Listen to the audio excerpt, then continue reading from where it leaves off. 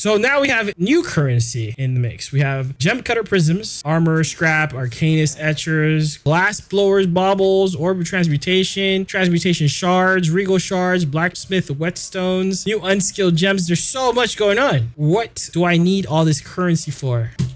Yeah, I already know. I got you. Let's learn about them and use them. When you run into Una and you want to disenchant something, when you disenchant something magic, it can have 1 or 2 modifiers. It doesn't matter. Ideally, you want to get rid of something that has 1 modifier. Break down a magic item, you get a transmutation shard.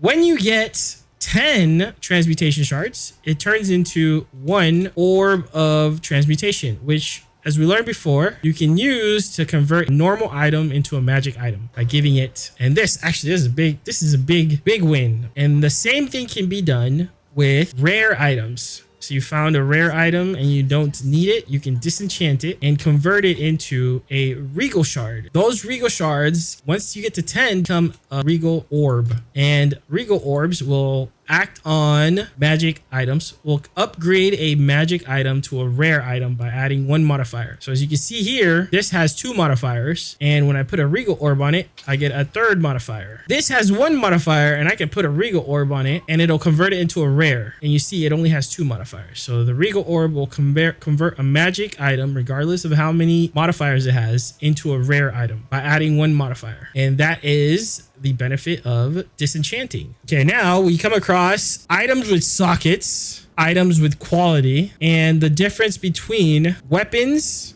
and armor. So if you come across with anything that has sockets, if you go to the salvage bench after getting Renly's tools, you have a salvage bench and you can break down anything with either sockets or quality. So you use the salvage bench and you can break down socketed gear will give you artificer shards. Artificer shards become artificer's orbs, and artificer's orbs can add sockets to gear. You can break down something with a socket and quality. You get the artificer's shard and you get the etchers. The Arcanist Etcher. If you break down a piece of armor with quality on it, you will get armor scrap. And if you break down a martial weapon at the salvage bench, the martial weapon will give you blacksmith whetstone. So now all your gear has got sockets on it. Now what we're looking for is we want to increase the quality of an item. Quality of a weapon will affect its physical damage. Quality of a wand will affect the skill tied to the wand. If you're on PC, you can hold Alt and it'll tell you what the additional effects from quality will result in. So for the wand, you'll get up to 10% chance to grant an additional power charge on coal. Meanwhile, for the scepter, for fulmination,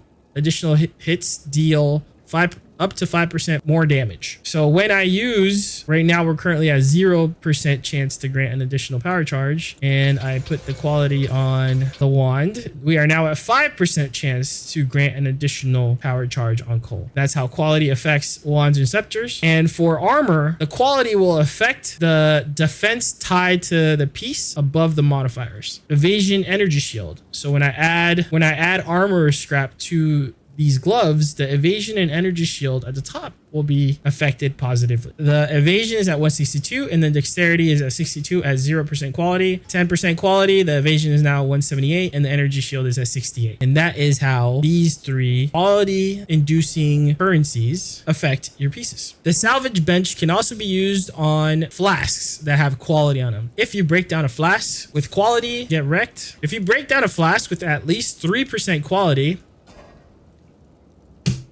fucking lies to my face. Is it 4%? At least 4% quality. 5% with at least, if you break down a flask with at least 5%, you will get a glass blower's bauble. The glass blower's bauble can be used to increase the quality of a flask. The quality of a flask is directly tied to the amount recovered by the flask. So if you see the amount recovered by this flask is 310 mana over 3 seconds. As I add quality to it, the amount recovered increases up to 20%. So that gives it a nice boost.